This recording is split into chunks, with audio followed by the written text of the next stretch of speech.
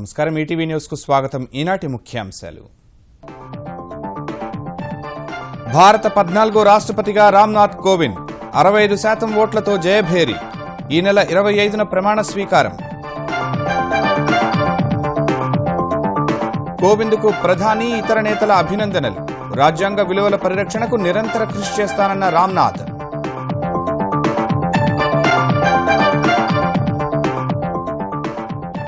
September నాటికి కుప్పంకు హంద్రీనీవా జలాలు తెస్తామన్న చంద్రబాబు. విద్వేషాలు రగిల్చే వారితో జాగ్రత్తగా ఉండాలని సూచన. హైదరాబాద్లో రహదారుల సత్వర మరమ్మతులకు కేటీఆర్ ఆదేశాలు. ఫ్లైఓవర్లపై సిమెంటుతోనే చేయాలని అధికారులకు ఆదేశాలు. డ్రగ్స్ కేసులో శ్యామ్ కే నాయుడిని ప్రశ్నించిన సిట్. 6 గంటలు సాగిన విచారణ. రేపు హాజరు కానున్న సుబ్బరాజు. దూకుడు పెంచిన ఆంధ్రప్రదేశ్ ఏసీబీ.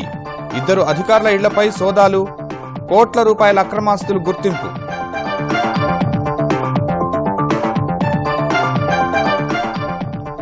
హిమాచల్ ప్రదేశ్లో ఘోర ప్రమాదం. 500 అడుగుల లోయలో పడిపోయిన బస్సు. 28 మంది దుర్మరణం.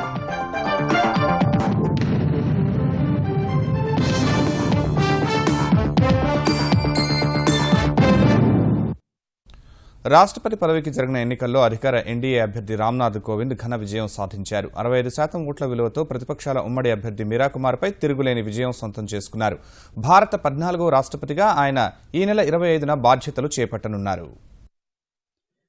భారత 14వ రాష్ట్రపతిగా ఎన్డీఏ అభ్యర్థి రామ్నాథ్ కోవింద్ ఎన్నికయ్యారు. విపక్ష పార్టీల అభ్యర్థి ప్రత్యర్థి మీరాకుమార్పై భారీ ఆధిక్యంతో గెలిచారు. 8 రౌండ్ల ఓట్ల లెక్కింపును తొలుత పార్లమెంటు హౌస్ తో ప్రారంభించారు. ఆ తర్వాత ఆంగ్ల అక్షరమాల క్రమంలో రాష్ట్రాల వారీగా లెక్కించారు. రాష్ట్రపతి ఎన్నికల్లో మొత్తం 4,861 ఓట్లు నమోదు కాగా వాటి విలువ 10,90,300గా ఉంది. ఎంపీలు, ఎమ్మెల్యేలు చేసిన తప్పిదాలతో 20,942 విలువైన 77 ఓట్లు చెల్లకుండా పోయాయి. ఎన్డీఏ అభ్యర్థి రామ్నాథ్ కోవింద్ కు 7,02,044 విలువైన 2,930 ఓట్లు దక్కాయి. విపక్షాల అభ్యర్థి మీరాకుమార్ కు 3,67,314 విలువైన 1,844 ఓట్లు వచ్చాయి. రాష్ట్రాల వారీగా చూస్తే ఆంధ్రప్రదేశ్ లో రామ్నాథ్ కు వచ్చిన ఓట్ల విలువ 27,189 కాగా మీరాకుమార్ కు ఒక్క ఓటు పడలేదు. తెలంగాణలో పోలైన ఓట్ల విలువ 15,444 కాగా కోవింద్ కు 12,804 విలువైన 97 ఓట్లు వచ్చాయి. మీరాకుమార్ కు 2,640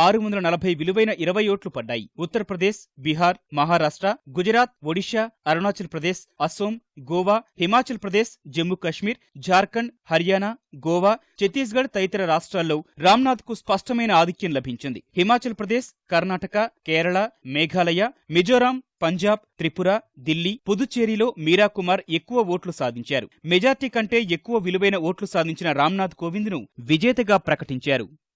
Srimati Meera Kumar has secured 3,67,314 votes and Shri Ramnath Kovind has secured 7,02,044 votes.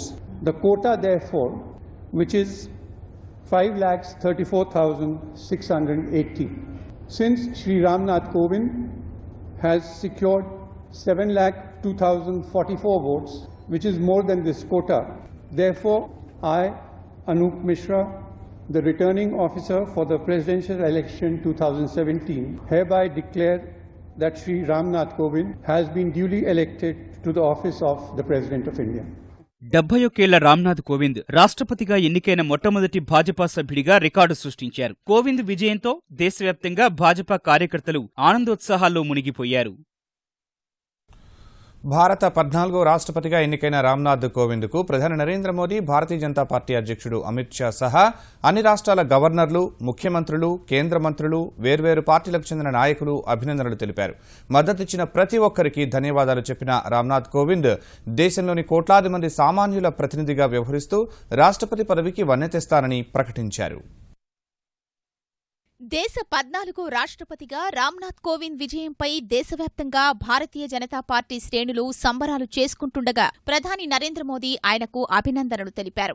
రాష్ట్రపతి పదవికి కోవింద్ పూర్తి న్యాయం చేయగలరని విశ్వాసం వ్యక్తం చేసిన ప్రధాని ఆయనకు మద్దతు తెలిపిన ప్రజా ప్రతినిధులకు కూడా ధన్యవాదాలు చెప్పారు. ఇదే సమయంలో కోవింద్పై పోటీ చేసిన ప్రతిపక్షాల ఉమ్మడి అభ్యర్థి మీరాకుమార్ ప్రజాస్వామ్య స్ఫూర్తి కోసం పోరాడారని కొనియాడారు. భాజపా అధ్యక్షుడు అమిత్ షా కూడా కోవింద్కు అభినందనలు తెలిపారు. రాష్ట్రపతి ఎన్నికల్లో కోవింద్ విజయం చరిత్రాత్మకమని షా అభివర్ణించారు. భాజపా అగ్రనేత ఎల్కే అడ్వాణీ, ఎన్డీఏ ఉపరాష్ట్రపతి అభ్యర్థి వెంకయ్యనాయుడు, భాజపాకు చెందిన ఇతర సీనియర్ నేతలంతా కోవింద్కు అభినందనలు తెలిపారు. అటు రాష్ట్రపతిగా ఎన్నికవడంపై సంతోషం వ్యక్తం చేసిన కోవింద్ ఈ ఎన్నికల్లో తన విజయానికి మద్దతిచ్చిన ప్రతి ఒక్కరికీ ధన్యవాదాలు తెలిపారు. నిరుపేద కుటుంబం నుంచి వచ్చిన తాను దేశంలోని పేదలందరికీ ప్రతినిధినని అన్నారు. రాష్ట్రపతిగా రాజ్యాంగ విలువల్ని కాపాడేందుకు నిరంతరం కృషి చేస్తానని హామీ ఇచ్చారు. आज के चुनाव परिणाम के लिए मैं सभी देशवासियों का आभार व्यक्त करता हूं। देश के हर क्षेत्र के जनप्रतिनिधियों ने मुझ पर जो विश्वास जताया है उसके लिए मैं उनका आभारी हूं। हम चुनाव में विपक्ष की उम्मीदवार रही श्रीमती मीरा कुमार जी को भी धन्यवाद के साथ ही अपनी शुभकामनाएं भी देता हूं। जिस पद का गौरव डॉक्टर राजेंद्र प्रसाद जी, डॉक्टर सर्वपल्ली राधाकृष्णन जी, एपीजे अब्दुल कलाम जी और प्रणब मुखर्जी जी जैसे महान विद्वानों ने बढ़ाया है, उस पद पर मेरा चयन मुझे बहुत बड़ी जिम्मेदारी का एहसास करा रहा है। संविधान की रक्षा करना और संविधान की मर्यादा को बनाए रखना मेरा कर्तव्य है। అన్ని రాష్ట్రాల ముఖ్యమంత్రులు సహా తెలుగు రాష్ట్రాల గవర్నర్ నరసింహన్, సీఎంలో చంద్రబాబు నాయుడు, కేసీఆర్ కోవింద్కు అభినందనలు చెప్పారు. రాష్ట్రపతి ఎన్నికల్లో ఓటమి పాలైనప్పటికీ సిద్ధాంతాల కోసం జరిగే పోరాటాన్ని కొనసాగిస్తానని యూపీఏ అభ్యర్థి మీరాకుమార్ స్పష్టం చేశారు. రాష్ట్రపతిగా ఎన్నికైన కోవింద్కు ఆమె అభినందనలు తెలిపారు. తనకు మద్దతిచ్చిన అందరికీ ధన్యవాదాలు చెప్పారు. I want to congratulate Sri Kovind ji on his election as the President of India, our great country, as it has fallen upon him to uphold the Constitution of India in letter and spirit in these most challenging times. My battle for ideology doesn't end, it will continue. వ్యక్తిగత మరుగుదొడ్లను 6 నెలలకోసారి ప్రభుత్వమే శుభ్రం చేసేలా ప్రణాళికలు సిద్దం చేస్తున్నట్లు ముఖ్యమంత్రి చంద్రబాబు తెలిపారు. హంద్రీనీవా నుంచి సెప్టెంబర్ కల్లా కుప్పం నియోజకవర్గానికి నీళ్లు తెచ్చి రాష్ట్రానికి ఆదర్శంగా అభివృద్ధి చేస్తానని హామీ ఇచ్చారు. ప్రాధాన్యతా క్రమంలో ఎన్నికల హామీలు నెరవేరుస్తున్నట్లు స్పష్టం చేసిన చంద్రబాబు కులం, మతం, ప్రాంతం పేరుతో విద్వేషాలు సృష్టించే వారి పట్ల ప్రజలు అప్రమత్తంగా ఉండాలని సూచించారు. కుప్పం నియోజకవర్గంలో పర్యటిస్తున్న ముఖ్యమంత్రి చంద్రబాబు వివిధ అభివృద్ధి కార్యక్రమాలకు శ్రీకారం చుట్టారు. గుడిపల్లెలో ప్రభుత్వ జూనియర్ కళాశాల భవనాన్ని ప్రారంభించి కళాశాల ఆవరణలో మొక్క నాటారు. విద్యార్థులతో ముచ్చటించారు. అనంతరం బహిరంగ సభలో పాల్గొన్న ముఖ్యమంత్రి రాయలసీమ అభివృద్ధికి కట్టుబడి ఉన్నట్లు పునరుద్ఘాటించారు. హంద్రీనీవా నుంచి 450 కోట్ల రూపాయల ఖర్చుతో కుప్పం నియోజకవర్గానికి కృష్ణా నీరు తీసుకొస్తున్నామన్న ఆయన అభివృద్ధికి కుప్పం నమూనాగా మారాలని సూచించారు. ప్రతి ఇంట్లో వ్యక్తిగత మరుగుదొడ్లు ఉండాలన్న ముఖ్యమంత్రి 6 నెలలకు ప్రభుత్వమే మరుగుదొడ్లు శుభ్రం చేసే విధంగా ప్రణాళిక రూపొందిస్తున్నట్లు తెలిపారు. తెలుగుదేశం ప్రభుత్వం చేపడుతోన్న అభివృద్ధి, సంక్షేమ కార్యక్రమాలు చూసి ఓర్వలేని కొందరు కులం, మతం, ప్రాంతం పేరుతో ప్రజల మధ్య చిచ్చు పెట్టే ప్రయత్నం చేస్తున్నారని చెప్పిన ఆయన అలాంటి వారితో జాగ్రత్తగా ఉండాలన్నారు. వెనుకబడిన ప్రాంతాన్ని కొంతమంది కావాలని రాజకీయ ప్రయోజనాల కోసం ఉపయోగించుకునే పరిస్థితికి వచ్చారు. నీళ్లు ఇవ్వలేరన్నారు, నీళ్లు ఇస్తున్నా. ప్రాజెక్టులు పూర్తి చేయలేరన్నారు, ప్రాజెక్టులు పూర్తి చేశాను. గ్రామాల్లో ఏ పని కాలేదన్నారు, అన్ని పనులు చేశాను. ఇప్పుడు సంక్షేమం చేయలేరన్నారు, సంక్షేమం చేశాను. ఇప్పుడు ఈ నాయకులు చేసేది కులాల మధ్య కుంపట్లు పెట్టాలని ప్రయత్నం చేస్తున్నారు. నా కులం పేద కులం, పేదవాళ్లు ఎక్కడుంటే అక్కడ నేనుంటాను, వాళ్ళకు అండగా ఉంటాను తప్ప ఇంకోటి కాదు. అనంతరం సంగనపల్లెకు ఆర్టీసీ బస్సు ప్రారంభించి తొలి టికెట్ కొనుగోలు చేశారు. సంగనపల్లె కమ్యూనిటీ భవనం నిర్మాణానికి 10 లక్షలు మంజూరు చేశారు. ఆంధ్రప్రదేశ్లో ఫైబర్ గ్రిడ్ ప్రాజెక్టు పనులు యుద్ధ ప్రాతిపదికన పూర్తి చేయాలని ఏపీ ఐటీ శాఖ మంత్రి నారా లోకేష్ అధికారులను ఆదేశించారు. తక్షణం సెటాప్ బాక్సులను కూడా సమకూర్చుకుని ప్రతి ఇంటికి కేబుల్ కనెక్షన్ ఇచ్చే పనుల్ని పూర్తి చేయాలని ఫైబర్ గ్రిడ్పై నిర్వహించిన సమీక్షలో సూచించారు.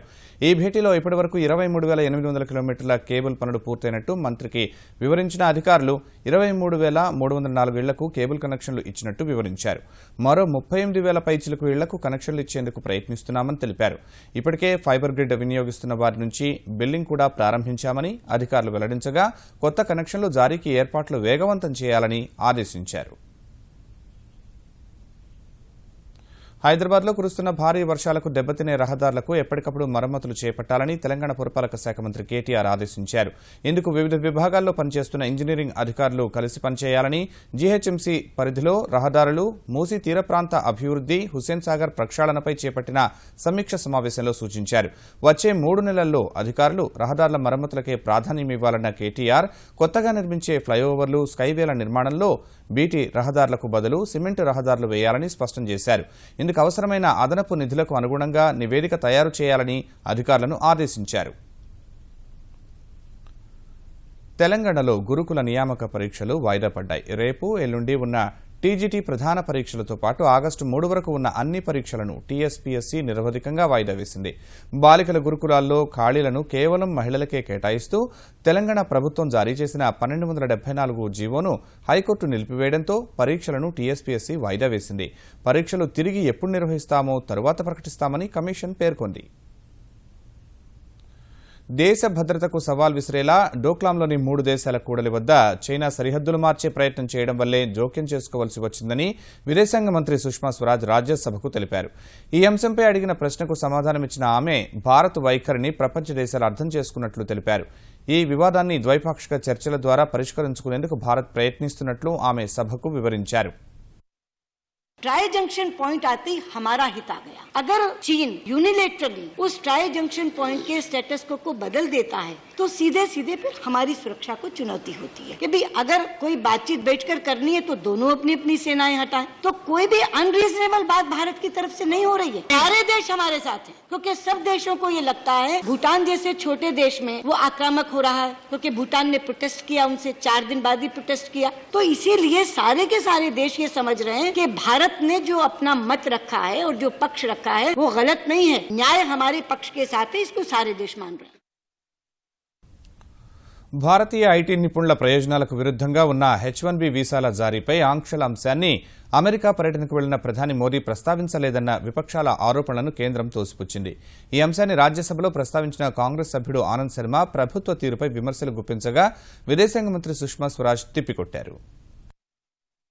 Almost 50% of the H1B visa recipients have been Indian IT professionals who work with the Indian IT companies. Sir, the visa fee were doubled. Then the numbers of H1B visas to the Indian professionals were reduced. So we expected that when the Honorable Prime Minister went to the United States of America, he will take up this matter with the US President and return to India with credible assurances from the United States government. Unfortunately, this matter was not taken up and no assurances have been given.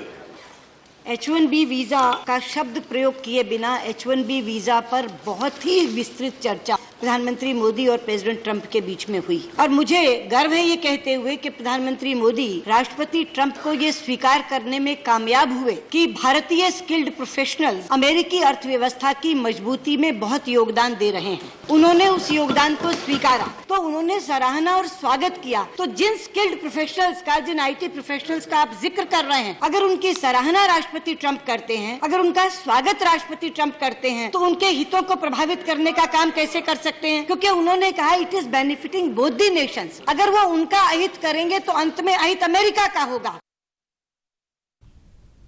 మాదక ద్రవ్యాల ముఠాకు సినీ పరిశ్రమకు ఉన్న సంబంధాలపై excise శాఖ ప్రత్యేక దర్యాప్తు బృందం లోతైన విచారణ కొనసాగిస్తోంది. సినీ దర్శకుడు పూరి జగన్నాథ్తో మొదలుపెట్టిన సిట్ ఇవాళ కెమెరామెన్ శ్యామ్ కే నాయుడిని దాదాపు 6 గంటలు ప్రశ్నించింది. మాదక ద్రవ్యాల కేసులో కెమెరామ్యాన్ శ్యామ్ కే నాయుడిని సిట్ విచారించింది. న్యాయవాదితో కలిసి వచ్చిన శ్యామ్పై నాంపల్లిలోని ఆబ్కారీ శాఖ కమిషనర్ కార్యాలయంలో ఉదయం 10:15 నుంచి సాయంత్రం 4 గంటల వరకు సిట్ అధికారులు ప్రశ్నల వర్షం కురిపించారు. డ్రగ్స్ సరఫరా ముఠా నాయకుడు కెల్విన్తో ఉన్న సంబంధాలు, ఎంతకాలం నుంచి మత్తుమందులు వాడుతున్నారు, సినీ పరిశ్రమలో ఇంకెవరికైనా అలవాటు ఉందా అని ప్రశ్నించినట్లు తెలిసింది. మాదక ద్రవ్యాలను వ్యక్తిగతంగా ఎవరికైనా సరఫరా చేస్తున్నారా అని ఆరా తీసినట్లు తెలుస్తోంది. గోవా నుంచి మత్తుమందులను తెప్పించుకున్నట్లు సమాచారం ఉండగా వాటికి సంబంధించి ప్రశ్నించినట్లు తెలిసింది. మధ్యాహ్నం 2 గంటలకు ఎక్సైజ్ డైరెక్టర్ అకున్ సబర్వాల్ వెళ్లిపోగా సాయంత్రం 4 గంటలకు శ్యామ్ కే నాయుడు విచారణ ముగిసింది. శ్యామ్ విచారణకు పూర్తి సహకారం అందించాడని ఎక్సైజ్ కమిషనర్ చంద్రవదన్ చెప్పారు. రేపు నటుడు సుబ్బరాజు విచారణకు హాజరవుతున్నట్లు అకున్ సబర్వాల్ తెలిపారు. అంతర్జాతీయ కొరియర్ సర్వీసుల ప్రతినిధులతో సిట్ అధికారులు సమావేశమయ్యారు. బయట దేశాల నుంచి వస్తున్న కొరియర్లపై నిఘా ఉంచాలని వారికి సూచించడం సహా నిబంధనలు ఏమి చెబుతున్నాయో వివరించారు. కాంగ్రెస్ జాతీయ ప్రధాన కార్యదర్శి దిగ్విజయ్ సింగ్ ట్విట్టర్లో మరోసారి వివాదాస్పద వ్యాఖ్యలు చేశారు. మాదక ద్రవ్యాల కేసులో తెరాస అగ్రనేతల స్నేహితుల ప్రమేయం ఉందని దిగ్విజయ్ ట్విట్టర్లో ఆరోపించారు. వారిని కాపాడతారో, శిక్ష పడేలా చేస్తారో వేచి చూడాలని పేర్కొన్నారు. ఆ అగ్రనేతలు ఎవరని పీటీఐ ఫోన్ ద్వారా దిగ్విజయ్ను అడగ్గా హరీష్ రావు, కేటీఆర్, కవితల్లో ఎవరైనా కావచ్చని వ్యాఖ్యానించారు. ట్విట్టర్లో దిగ్విజయ్ చేసిన ఆరోపణలపై కేటీఆర్ మండిపడ్డారు. దిగ్విజయ్ పూర్తిగా విచక్షణ కోల్పోయారని, ఇక రాజకీయాల నుంచి తప్పుకోవాలని ట్విట్టర్లో ఘాటుగా బదులిచ్చారు. వయసుకు తగిన విధంగా వ్యవహరిస్తే మంచిదని దిగ్విజయ్కు కేటీఆర్ హితవు పలికారు. 10,000 మంది ఉన్న సినీ పరిశ్రమలో కేవలం 10 మంది మాదక ద్రవ్యాలకు బానిసలైతే మొత్తం పరిశ్రమను తప్పుపట్టడం సరికాదని ప్రముఖ నిర్మాత దిల్ రాజు అన్నారు. ఎన్నో రంగాల్లో మాదక ద్రవ్యాలు తీసుకునే వాళ్లుంటే సంచలనం కోసమే సినీ పరిశ్రమపై మీడియా ఎక్కువగా దృష్టి సారించిందని వ్యాఖ్యానించారు. సామాజిక మాధ్యమాలను మించి ప్రజలను చెడగొడుతున్న మాధ్యమం మరొకటి లేదని ఆయన విజయవాడలో అన్నారు.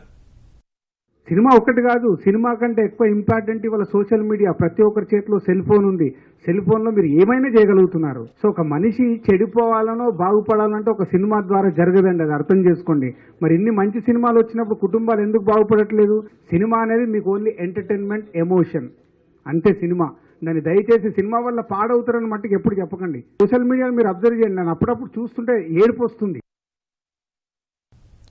శ్రీరామ్ సాగర్ ప్రాజెక్టు ఆధునికీకరణకు 750 కోట్లు మంజూరు చేయనున్నట్లు తెలంగాణ నీటిపారుదల శాఖ మంత్రి హరీష్ రావు తెలిపారు. సాగునీటి ప్రాజెక్టులపై సచివాలయంలో సమీక్ష నిర్వహించిన ఆయన 2 రోజుల్లో సమగ్ర అంచనాలతో ప్రతిపాదనలు సిద్దం చేయాలని సూచించారు. ఈ ప్రాజెక్టుకు ప్రథమ ప్రాధాన్యత ఇస్తున్నట్లు స్పష్టం చేసిన మంత్రి ప్రాజెక్టు ప్రధాన కాల్వకు పూడిక పనులు పూర్తి చేసి జయశంకర్, భూపాల్పల్లి, మహబూబాబాద్, డోర్నకల్ నియోజకవర్గాలకు వీలైనంత త్వరగా నీరివ్వాలని అన్నారు. స్వయంగా కాలువల పనులను పర్యవేక్షిస్తానన్నారు. లోయర్ మానేరు డ్యాం ఎగువ, దిగువ ప్రాంతాల్లో మరమ్మతులు త్వరితగతిన పూర్తి చేయాలని వరంగల్, కరీంనగర్, నిజామాబాద్, జగిత్యాల, పెద్దపల్లి తదితర జిల్లాల కలెక్టర్లను మంత్రి హరీష్ రావు ఆదేశించారు. ఈ డిసెంబర్ కల్లా మధ్య మానేరు నుంచి దిగువ మానేరుకు నీరివ్వాలని లక్ష్యంగా పెట్టుకున్నట్లు వివరించారు. ఆహార పదార్థాల కల్తీపై ఉక్కుపాదం మోపాలని ముఖ్యమంత్రి కేసీఆర్ ఇచ్చిన ఆదేశాల మేరకు రంగంలోకి దిగిన పోలీసులు, జీహెచ్ఎంసీ అధికారులు కల్తీ చేసే స్థావరాలపై మూకుమ్మడి దాడులు చేశారు. సైబరాబాద్ కమిషనరేట్లోని మైలార్ దేవులపల్లి పోలీస్ స్టేషన్ పరిధిలో ఉన్న కాటేదాన్ పారిశ్రామికవాడలో నూనె మిల్లులపై సంయుక్తంగా దాడులు నిర్వహించారు. ఆయా మిల్లుల్లో వంట నూనె నమూనాలను సేకరించారు. శంషాబాద్ జోన్ డీసీపీ పద్మజ పర్యవేక్షణలో కొనసాగిన ఈ దాడుల్లో సైబరాబాద్ కమిషనరేట్ పరిధిలోని ఎస్ఓటీ, సీసీఎస్, సాధారణ పోలీసు విభాగాలు సహా జీహెచ్ఎంసీ, లేబర్ కమిషన్, రంగారెడ్డి జిల్లా ఆహార తనిఖీ అధికారులు ఈ దాడుల్లో పాల్గొన్నారు. ఈ తనిఖీల్లో సేకరించిన నమూనాలను ల్యాబొరేటరీలో పరీక్షించిన తర్వాత కల్తీ ఉందని తేలితే కేసులు నమోదు చేస్తామంటూ కంపెనీల యజమానులకు అధికారులు తెలిపారు. అయితే ఏకకాలంలో భారీ బందోబస్తు మధ్య నిర్వహించిన ఈ తనిఖీల విషయంలో అధికారులు గోప్యతను పాటించారు. అవినీతి అధికారుల ఇళ్లపై ముప్పేట దాడులు చేస్తున్న అవినీతి నిరోధక శాఖ తిరుపతి పట్టణాభివృద్ధి సంస్థ టీయూడీఏ ప్రణాళిక విభాగం అధికారి కృష్ణారెడ్డి 2,19,00,000 రూపాయల విలువైన అక్రమాస్తులు పోగేసినట్టు గుర్తించారు. తిరుపతి సహా 8 ప్రాంతాల్లో ఏకకాలంలో సోదాలు చేసిన ఏసీబీ అధికారులు తిరుపతిలో 1.24 కోట్ల విలువ చేసే 3 అంతస్తుల ఇళ్లు, 18.4 లక్షల విలువ చేసే ప్లాట్ ఉన్నట్టు గుర్తించారు. తిరుపతి సమీపంలోని చెన్నయ్యగుంటలో 2,447 చదరపు గజాల స్థలం, కృష్ణారెడ్డి భార్య పేరిట చెన్నయ్యగుంట, చిగురువాడ, పేరూరులో ఉన్న విలువైన స్థలాలకు సంబంధించిన దస్త్రాలు స్వాధీనం చేసుకున్నారు. కృష్ణారెడ్డి తండ్రి సుబ్రహ్మణ్యరెడ్డి, తల్లి మునెమ్మ పేరిట పొన్నగల్, కాతిరిపల్లి, గుండ్రాజకపురంలో 6.80 ఎకరాల వ్యవసాయ భూమి ఉన్నట్లు తేల్చారు. కృష్ణారెడ్డి ఆయన కుటుంబం పేరిట 2 కార్లు, 4 ద్విచక్ర వాహనాలు గుర్తించిన ఏసీబీ అధికారులు 250 గ్రాముల బంగారం, 2 కేజీల వెండి ఆభరణాలు స్వాధీనం చేసుకున్నారు. ప్రభుత్వ లెక్కల ప్రకారం స్వాధీనం చేసుకున్న ఆస్తుల విలువ 2,19 లక్షలు ఉంటుందని చెప్పిన ఏసీబీ అధికారులు బహిరంగ మార్కెట్లో వాటి 20 కోట్లకు పైనే ఉంటుందని అంచనా వేశారు. కృష్ణారెడ్డిని అరెస్టు చేసిన అధికారులు ఓ బ్యాంకులో ఆయన పేరున లాకర్ ఉన్నట్లు గుర్తించారు. రేపు తెరిచేందుకు ఏర్పాట్లు చేస్తున్నారు. అటు గుంటూరు జిల్లా వ్యవసాయ మార్కెట్ కమిటీ సహాయ కార్యదర్శి ఎం బాలకుటుంబరావు ఇళ్లు సహా ఆయన బంధువుల నివాసాల్లో తనిఖీలు నిర్వహించిన ఏసీబీ భారీ ఎత్తున అక్రమాస్తులు గుర్తించింది. ఉదయం నుంచి గుంటూరు, విజయవాడ సహా కృష్ణా జిల్లాలోని 2 చోట్ల తనిఖీలు నిర్వహించిన అధికారులు కృష్ణా జిల్లా వ్యాప్తంగా వివిధ ప్రాంతాల్లో 17 ఇళ్ల స్థలాలు, 6 ప్లాట్లు ఉన్నట్టు గుర్తించారు. వీటితో పాటు 1.90 ఎకరాల భూమి దస్త్రాలు, 1/2 కిలో బంగారు ఆభరణాలు, 3 కిలోల వెండి వస్తువులు స్వాధీనం చేసుకున్నారు. ఈ మొత్తం విలువ బహిరంగ మార్కెట్లో 10 కోట్ల వరకు ఉండొచ్చని అంచనా వేస్తున్నారు. వివిధ బ్యాంకుల్లో ఉన్న లాకర్ల సమాచారం తెలియాల్సి ఉండగా బాలకుటుంబరావును పోలీసులు అరెస్టు చేశారు. భారత మాజీ క్రికెటర్ సచిన్ తెందుల్కర్ దంపతులు శ్రీవారి సేవలో పాల్గొన్నారు. ఇవాళ ఉదయం వీఐపీ దర్శన సమయంలో స్వామివారిని వారు దర్శించుకున్నారు. అనంతరం రంగనాయకుల మండపంలో వేద పండితులు వారికి ఆశీర్వచనాలు పలికి తీర్థప్రసాదాలు అందించారు. శేషవస్త్రంతో సత్కరించారు. హిమాచల్ ప్రదేశ్లో జరిగిన బస్సు ప్రమాదంలో 28 మంది ప్రయాణికులు మృత్యువాత పడ్డారు. హిందుస్థాన్ టిబెట్ జాతీయ రహదారిపై ఖనేరి వద్ద 36 మందితో ప్రయాణిస్తున్న బస్సు 500 మీటర్ల లోతైన లోయలో పడిపోయింది. గాయపడిన 8 మందిని ఆసుపత్రులకు తరలించారు. కిన్నౌర్లో రెకాంగ్ పియో నుంచి నౌనీలోని సోలన్కు వెళుతుండగా బస్సు టైరు పగలడం వల్లే అదుపు తప్పి లోయలో పడిపోయినట్లు ప్రాథమిక విచారణలో తేలింది. 28 మృతదేహాలను వెలికితీసిన అధికారులు మృతుల్లో 18 మంది పురుషులు, 9 మంది మహిళలు, ఒక చిన్నారి ఉన్నట్లు తెలిపారు. రాజ్యసభ సభ్యత్వానికి బీఎస్పీ అధినేత్రి మాయావతి చేసిన రాజీనామాను రాజ్యసభ చైర్మన్ హమీద్ అన్సారీ ఆమోదించారు. పార్లమెంటు వర్షాకాల సమావేశాల 2వ రోజున దళితులు, మైనార్టీలపై జరుగుతున్న దాడుల్ని ప్రస్తావించిన మాయావతికి డిప్యూటీ చైర్మన్ 3 నిమిషాల సమయం ఇవ్వగా మరింత సమయం కావాలని కోరారు. అందుకు డిప్యూటీ చైర్మన్ నిరాకరించగా ఆగ్రహంతో బయటకు వచ్చిన ఆమె వెంటనే రాజీనామా చేశారు. ఈ మేరకు ఆమె రాజీనామాకు చైర్మన్ హమీద్ అన్సారీ ఆమోదం తెలిపారు. రిలయన్స్ ఇండస్ట్రీస్ సహా కీలక సంస్థల త్రైమాసిక ఫలితాలు ప్రకటనకు ముందు మదుపర్లు ఆచితూచి వ్యవహరించగా స్టాక్ మార్కెట్లు ఇవాళ స్వల్ప నష్టాల్లో ముగిశాయి. క్రితం సెషన్లో 244 పాయింట్లు కోల్పోయిన సెన్సెక్స్ ఇవాళ 51 పాయింట్లు క్షీణించింది. ఈ ఉదయం 32,034 పాయింట్ల వద్ద కాస్త ఉత్సాహంగానే సాగిన సూచీ కాసేపటికే 32,057 పాయింట్ల గరిష్ట స్థాయిని తాకింది. ఈ దశలో పెరిగిన ధరల వద్ద కొందరు మదుపర్లు లాభాల స్వీకరణకు ఆసక్తి చూపగా అమ్మకాల ఒత్తిడికి గురైన సెన్సెక్స్ 31,859 పాయింట్ల కనిష్ట స్థాయికి క్షీణించింది. చివరకు 31,904 పాయింట్ల వద్ద స్థిరపడింది. జాతీయ స్టాక్ ఎక్స్చేంజ్ సూచీ నిఫ్టీ 26 పాయింట్లు తగ్గి 9,873 వద్ద ముగిసింది. ముఖ్యాంశాలు మరోసారి. భారత 14వ రాష్ట్రపతిగా రామ్నాథ్ కోవింద్ 65% ఓట్లతో జయభేరి. ఈ నెల 25న ప్రమాణ స్వీకారం. కోవింద్కు ప్రధాని, ఇతర నేతల అభినందనలు. రాజ్యాంగ విలువల పరిరక్షణకు నిరంతర కృషి చేస్తానన్న రామ్నాథ్.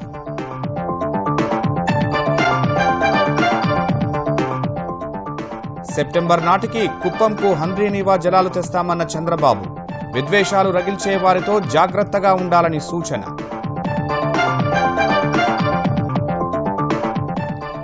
హైదరాబాద్లో రహదారుల సత్వర మరమ్మతులకు కేటీఆర్ ఆదేశాలు. ఫ్లైఓవర్లపై సిమెంటుతోనే చేయాలని అధికారులకు ఆదేశాలు. డ్రగ్స్ కేసులో శ్యామ్ కే నాయుడిని ప్రశ్నించిన సిట్. 6 గంటలు సాగిన విచారణ. రేపు హాజరు కానున్న సుబ్బరాజు. దూకుడు పెంచిన ఆంధ్రప్రదేశ్ ఏసీబీ. 2 అధికారుల ఇళ్లపై సోదాలు. కోట్ల రూపాయల అక్రమాస్తులు గుర్తింపు.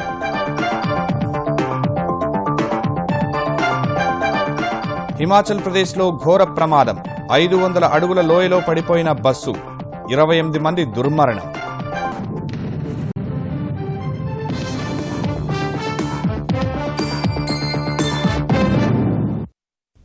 ఈటీవీ న్యూస్ సమాప్తం. నమస్కారం.